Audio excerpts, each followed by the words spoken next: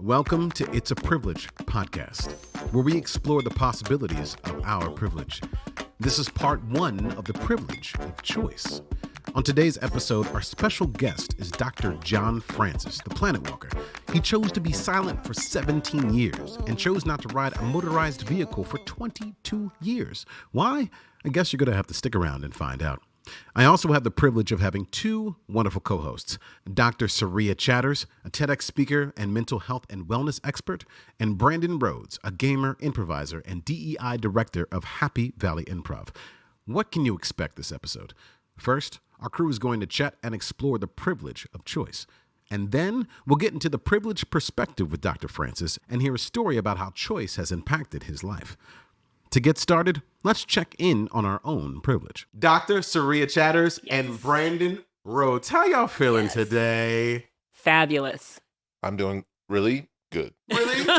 Good. We start off every episode in the same way. What is one privilege that you're feeling today? Oh, wow. I am feeling the privilege of being able to live in climate-controlled spaces. Air conditioning goes a long way. Yes. What It's about lovely. you, Brandon? It's lovely. My privilege, I feel privileged to be in spaces where I can be creative. Where do you get a chance to be creative? I'm an improviser. I like to do improv, and I've started creating my own type of improv, directing improv. That's a pretty interesting choice you made to hop into improv, which is, of course, our topic of today. So before we hop into getting into the stories, before we hop into the stories, before we hop into the privileged perspective in the QAP, let's just talk about this idea of choice, this privilege of choice. I want to get your opinions and thoughts on what that means to you. Yeah. It could be about the choices that we make every day, whether we have them or whether we don't, whether society asks us to make certain choices. So what are your perspectives on choice as it relates to you, and maybe a little bit about privilege?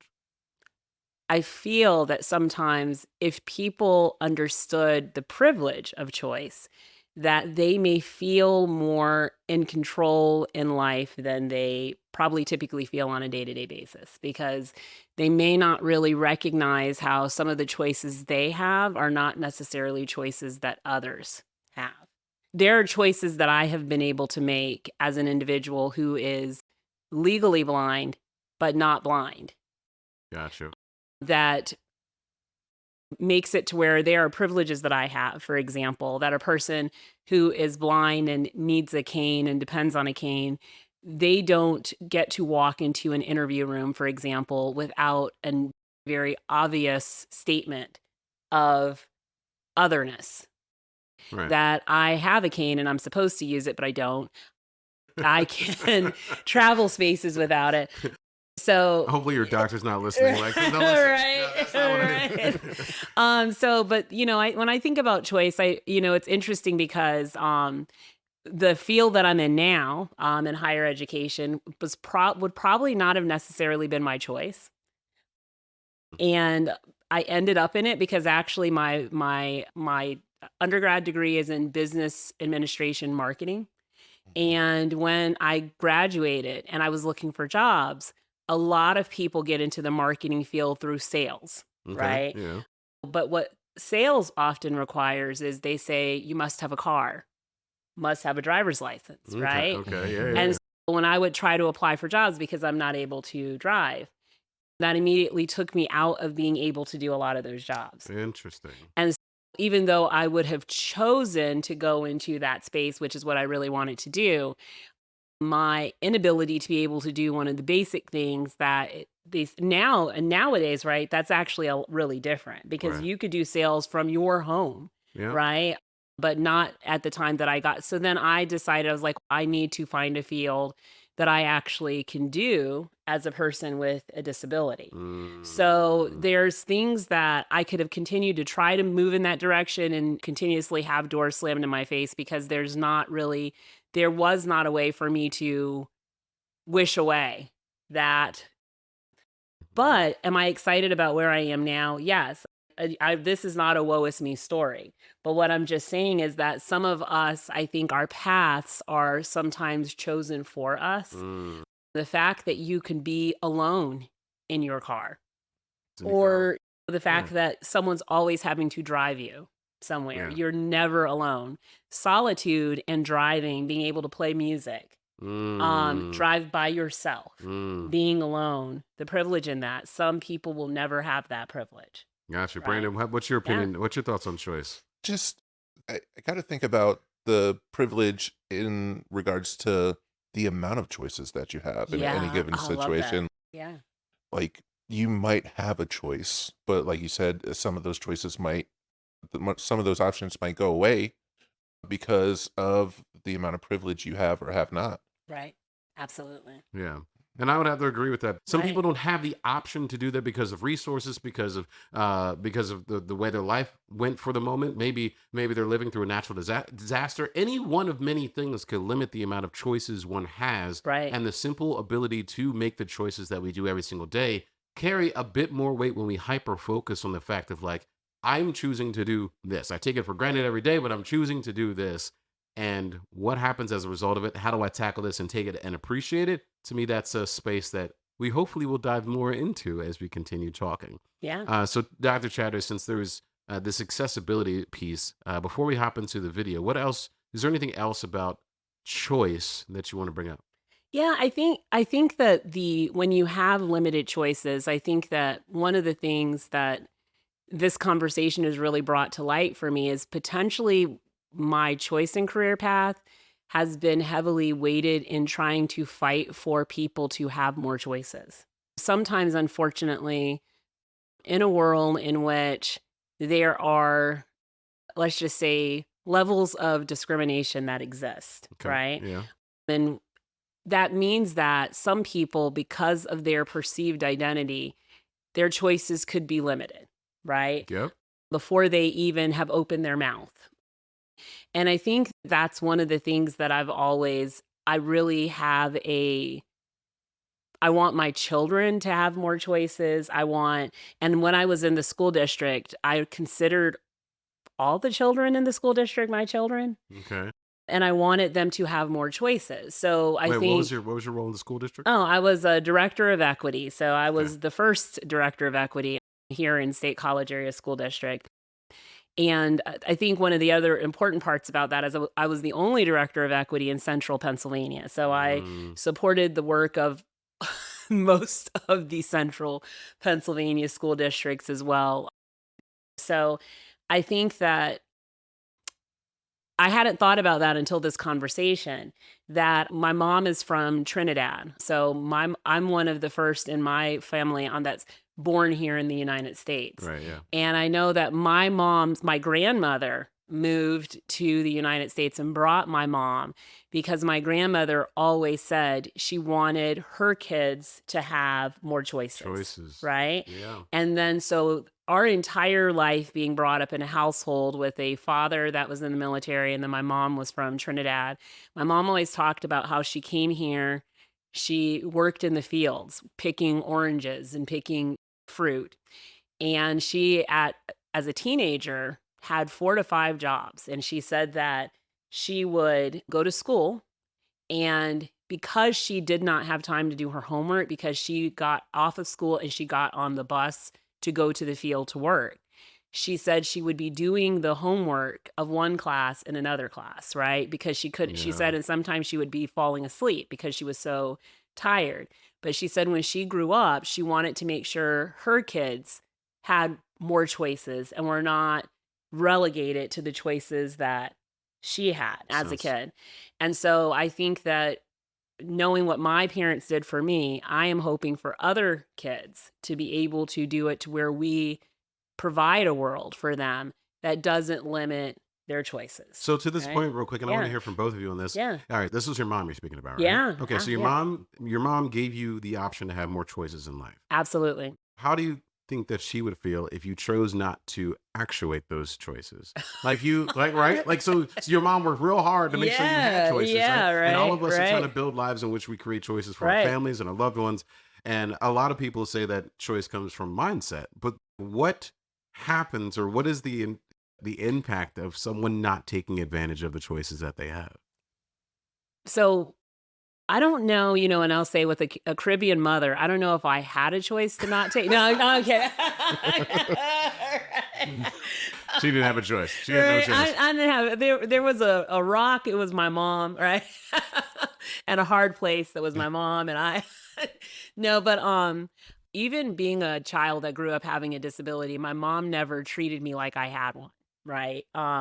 She Okay. always told me, because I was, for example, I had a disability, but I was on the weapons auxiliary drill team as a legally blind. But why I say that is, and we were the number one drill team in the country. But my mom always told me, you could do anything that you put your mind to. You have to choose that you are going to be great at it, right? Okay. And but there were some things that, of course, I couldn't choose, that the optometrist was going to allow me to drive at the level of my vision. I couldn't choose that. But so I think that I have siblings, and not all of my siblings have, taken advantage of the choices my mom has Okay. allotted for us. And there are some things that can hold individuals back from being able to do that, that may be a little bit beyond their control. Because I think Okay. about mental health, right? Yeah. I think about, and within that realm of mental health, addiction, right? Different things like that, to where it can make it difficult for you to even be able to see the choices that you have. And so I don't blame individuals for that. Interesting. That's a good word. But I do think that my mom would be very disappointed, and my dad, if I didn't take advantage of that. But I'm the oldest kid in Yeah. our family as well, and I think the birth order has something to do with feeling as if you're paving the way for your siblings. You're a role model for Gotcha. them. So I don't necessarily feel like I have a choice. With what my brothers probably say, that probably not. They'll say it was my choice. So you're the Yeah. oldest? You're the I oldest? am the You're the oldest. oldest. Okay, Yeah. Brandon, what are your thoughts about this idea of not choosing, not maximizing the choices that you have, or maybe playing it safe, or if opportunities presented to yourself, you're like, nah, I'm gonna choose not to take that. How does Yeah. that feel for you? Yeah. Not only is there choice, but what is the driving factor Mhm. to make a choice? Mm. Me and my wife, sometimes we play games. We'll play chess together, and we play in completely different ways. Like my wife Grace, she knows, she's watched people play chess, and she's read books on it, and I have not. I know how to play. I don't know techniques, but I've noticed that when I play, I will make a choice real quick. Mhm. And when she plays, she'll take a minute or two to figure out every choice that she can play in the moment. Yeah. Almost wonder, like, why do I just go immediately? If I Huh. see something, I go. I don't think past its initial like surface level. Okay. I'm like, that's the most optimal move I can make right now. I don't think about 5 moves later when I'm about to get checkmated. And I've asked my wife about this. She'll think about the choices beyond that initial choice. She'll be like, okay, if I do this and then you'll do that, and then what are my choices then? And I often wonder, like, wh- what are the driving factors behind that choice? And also, why do I make choices that way? Is it a privilege that I wasn't given to at a young age that makes me say, hey, you need to make a choice now? Right. Right. Whereas you don't have time to ponder these things because some of these choices might be gone. You need to be direct because people are demanding a quick response from you, a Yeah, decisive action. I can see that. So I wonder about that. I wonder about the driving power because, not to single any demographic out, but you know, a rich son might have all the choices in the world, Right. but he might stay at home and play video games all Right. day. Like, what's the driving power behind his choices? I like the many things. I like many things that you said, especially this idea of instant gratification of a choice versus the long-term play of a choice and the implications upon me and the people around me. Do I feel the urge to just be like, I'm gonna grab this now? Whatever happens next is whatever, but I made my choice versus like playing it off. And so And I do think, it's not just that too. It's just like, I'm gonna pick this now because I have to pick, and I have to pick right oh, now. you have a time limit Yeah, almost. I understand by picking it now and not thinking about it, I've accepted the consequences, and I will be Interesting. prepared to make a choice after the consequences have happened. And I don't, yeah, just living life in spaces where time isn't an option is makes choices quicker and Right. less thoughtful. But they may not, just because a choice is quicker, it doesn't necessarily mean that it's not as thoughtful. So That's and true. That's I'll true. say, because you may make that choice quicker than your wife makes the choice, Hmm. but if you were to sit down and talk it through, there's probably some thinking that you may have done, Hmm. but you just did it like this, where some other individuals may, and I don't think that there's any good or bad in someone needing longer. But I just say that because, sometimes when I think about being a person who always needs a ride, right? So when I am sitting in the car with someone and they're taking me somewhere and I am terrified about the way that they're driving, Oh. okay. I'm sitting there, and although I immediately may not say anything immediately, right? Like, I've made that choice. I'm going to be quiet, Hmm. right? I've already thought in a split second, because sometimes there is situations that have happened prior to that. When you're playing chess, it's typically not your first time playing it, Yeah. right? So there's some replication sometimes in Oh, choices that yeah. allows it to happen a lot quicker.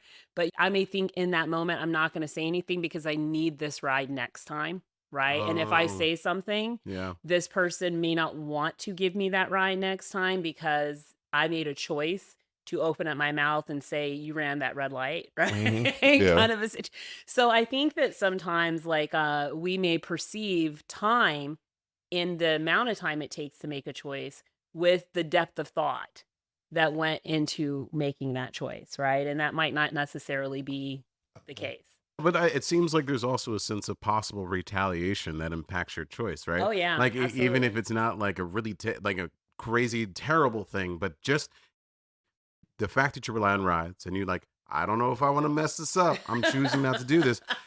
Is part of your choice decision matrix. But going back to Brandon just for a second about the chess Yeah. and your appreciation about his quick decision making, I will have to ask you, Brandon, who wins most of the games with you Alright, and your wife? I was going to ask that Honestly, Yeah. question. it's pretty tied. Okay, It's it's pretty close. tight. See? Okay, See, It's all there right. you close. go, right? Okay. It's Right? close. But Most of the time, it's close yeah. because I think it might be she can't predict what I'm going to do next, and I'm right there with her. I can't predict You're either. like Yeah. Well, let's see what else is surprising as we hop into the privileged perspective with Dr. John Francis, Planet Walker, and see how he tackles the topic of choice. We'll be right back. I should begin at the beginning for me, which was witnessing an oil spill in San Francisco Bay in 1971. Two Standard Oil tankers collided with each other in the San Francisco Bay near the Golden Gate Bridge Bay. And my girlfriend at the time and I decided that we wanted to go and witness this oil spill that had happened. I had never seen anything like this. And we jumped in our car and drove into San Francisco. It was just an amazing time because so much was happening in the society. The environment was just beginning to become a thing. But I said to my girlfriend, who happened to be a Standard Oil heiress, I said to her, I said, we should get out of our cars and walk. And she thought that was pretty interesting. But we don't have enough money to do that. And as an heiress, she was really familiar with having money or not having money. She had some court cases that she was working on and that were going to give her millions of dollars. And I'm like going, yeah, that's right. We don't have enough money.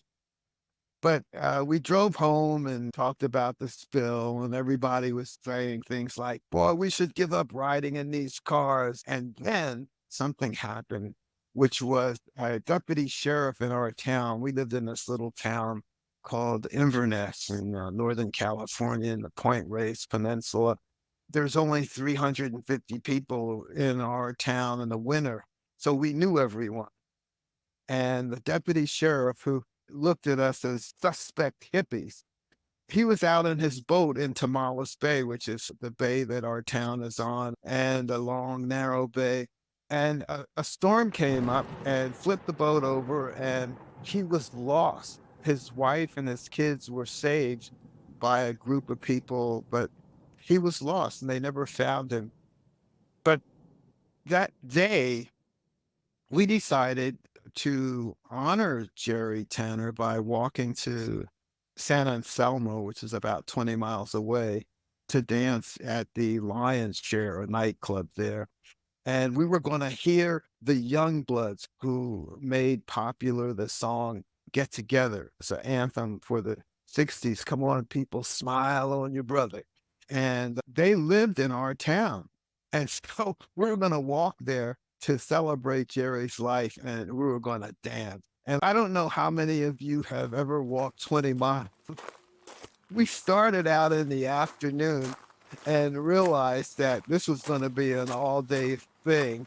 And we didn't get to the nightclub until after midnight. When we got there, the Youngbloods were finishing up their final set with Get Together, and it was very moving, and everybody was singing and dancing. They saw us. They said, John, gee, we can ride you home. We can take you home with us. And we said, no, we walked, and we decided that we would walk back. So we spent the night there in San Anselmo. I think we found a tree that slept. We slept by. The next morning, we checked into the Holiday Inn to rest up for the walk back. And it was on the walk back to Point Reyes, to our home in Inverness, that I decided that I wasn't going to wait for the money. I was going to start walking right now. I mean, I already had started, but I was going to keep walking because Jerry Tanner, see, he was a deputy sheriff. He had a great job, and he had a house with a picket fence around the house. He was living the American dream, and he was white too. He had everything going for him. And just like that, he was gone. And that touched me, that we were about the same age. And just like that, he was gone. And it made me understand that just like that, I could be gone. We all could be. And so I decided right then that I was just going to do what I felt that I should do and that I wanted to do. And that was to give up riding in motorized vehicles. And I was going to walk. So when we got home, my girlfriend, she said, that's very nice. You're going to do that, but I have all these court things to do, and I'm going to just keep driving and riding like I always have.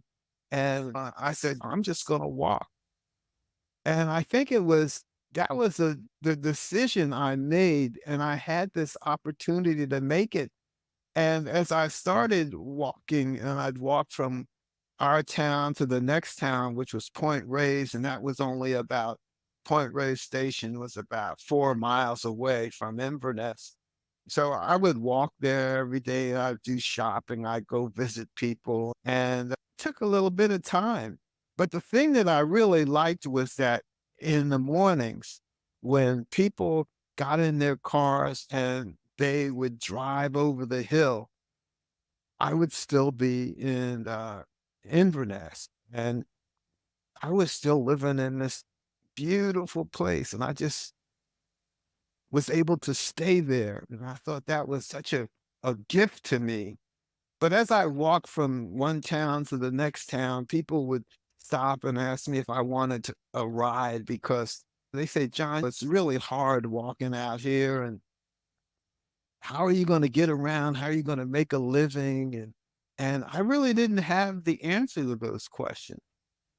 And after a while, I realized that people were looking at me as if I had lost it and had gone crazy because it would take me days sometimes to walk to where it would take someone a few hours or a few minutes to drive to.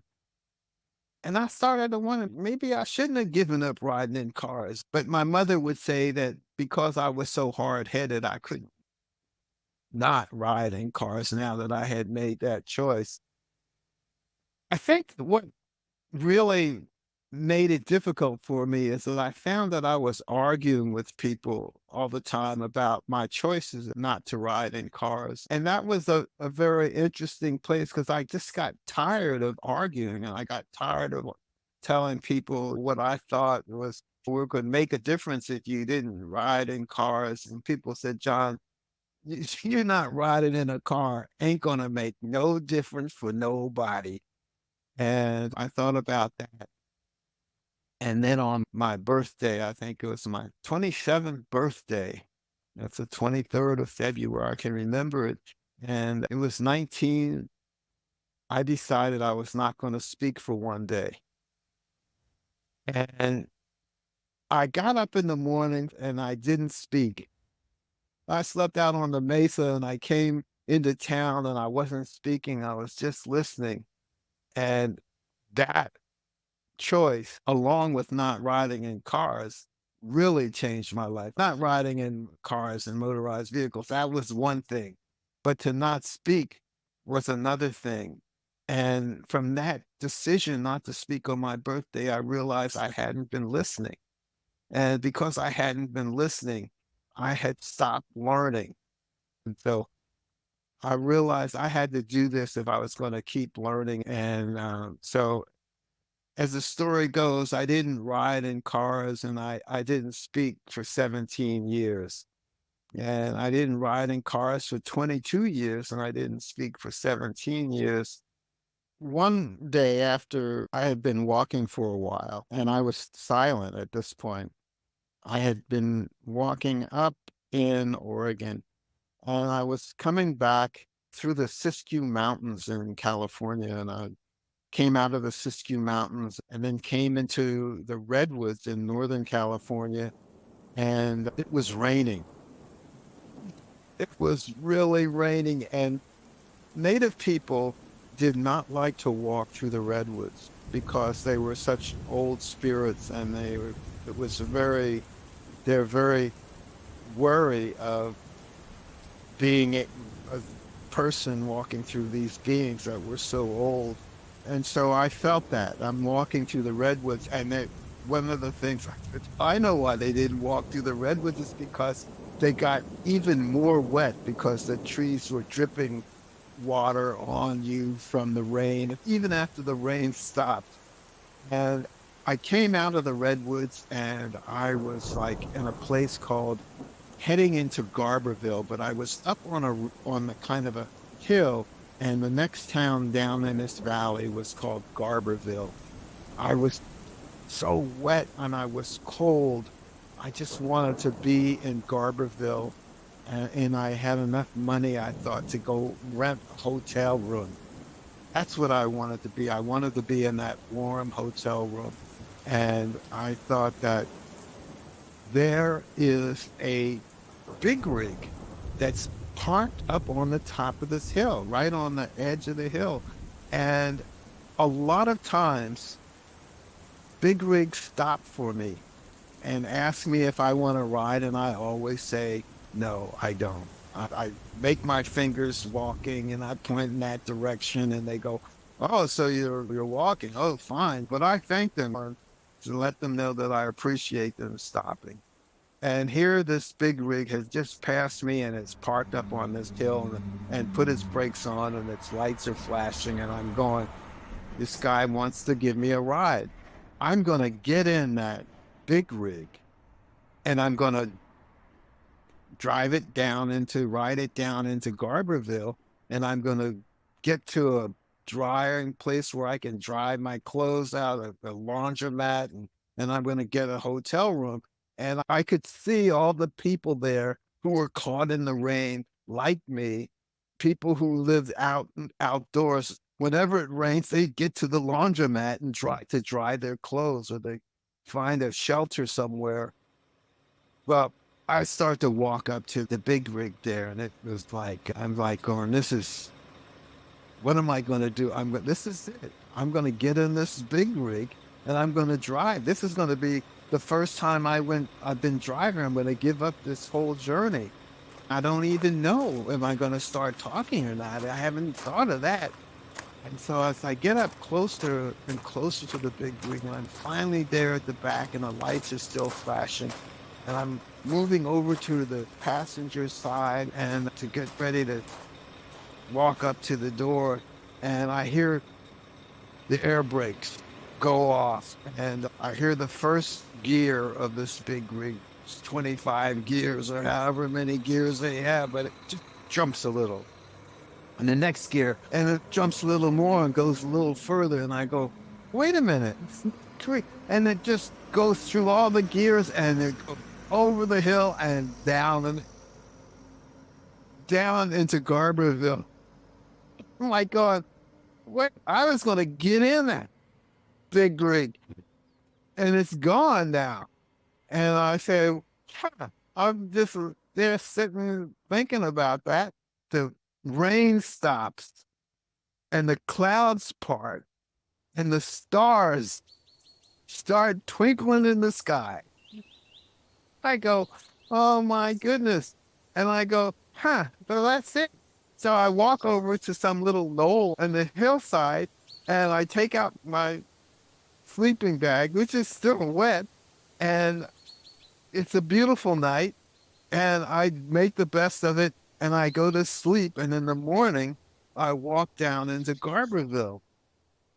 But what it makes me think about is that this journey is way bigger than me, and that something somehow put this in front of me and then said, if it weren't for it being bigger than you probably would have been in that and you probably would have gone down. But this journey was more important for all of us than for me. It wasn't really my courage that kept me, my strength that kept me out of that. I don't know what it was, but it was something bigger than who I am. And that's gave me a lot of strength during the rest of the journey, just to understand, just to know that the journey was bigger than me, and that if it had been just to me, the person, I would have been in that vehicle and I would have driven into Garberville, and who knows where that story would be. And as I was walking around, I walked across the United States, but as I was walking, I realized what a privilege it was that I could do this, that I could not have to ride in cars. I thought I did. I thought I had to ride in cars. I thought I had to talk. But here I am on this journey, and I'm not riding in cars and I'm not talking. And while people thought, oh, John, that's so sad that you're not doing that, I was thinking, oh my God, what an honor and what a privilege it is to be able to be in this world and to walk and to listen. And during that walking and listening, I was able to go to school to get an undergraduate degree in Oregon, and then walk up to Montana and get my master's degree, still not talking, and teach not speaking. What a lesson that was to me, listening and learning and feeling the environment and the planet, and walking across the country to Wisconsin.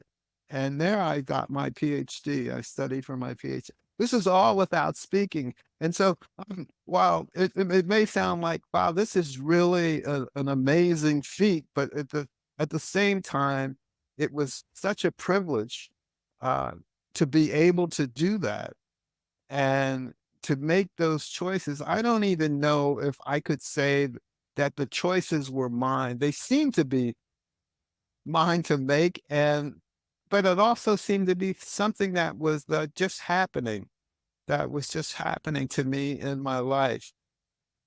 But I did get to the East Coast, and I started to speak again. And I have to say, I felt as though I had something to say. And what I had to say was about the environment and how we treat each other. Because as a African American man walking across America in the 80s, I didn't leave until 1983, the West Coast. It took me 7 years to get across the United States.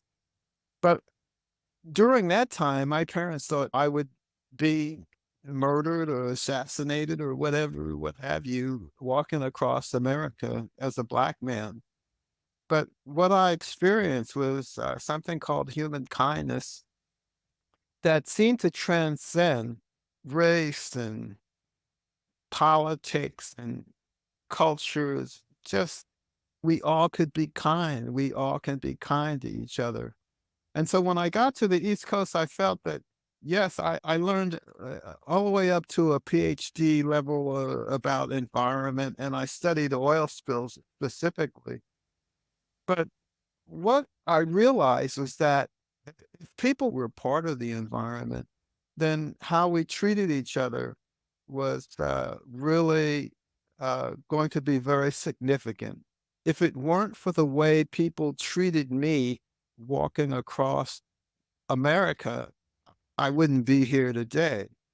And so when I say how we treat each other, it's like the way that we treat one another is manifested in the physical environment around us. And in that sense, that manifestation is something that we are really part of. And environment became to me about human rights and civil rights and economic equity and gender equality and all the ways that we relate to each other.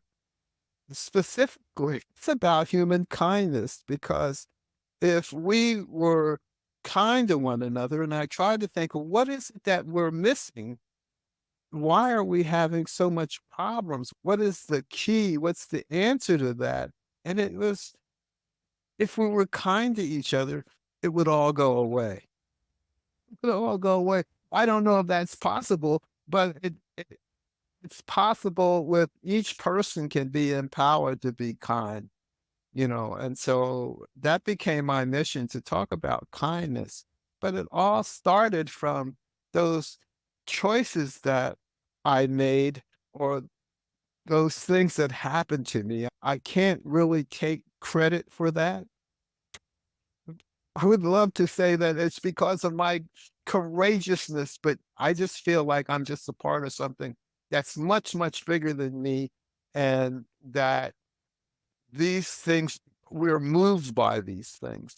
I guess the privilege of having been silent for 17 years and walking the planet without the aid of motorized vehicles for 22 years.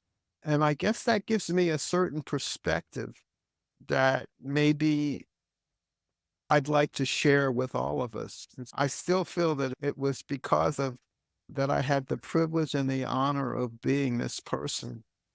And I think that we all have that privilege to find out who we are and be that person. And that person is who shows up for all of us.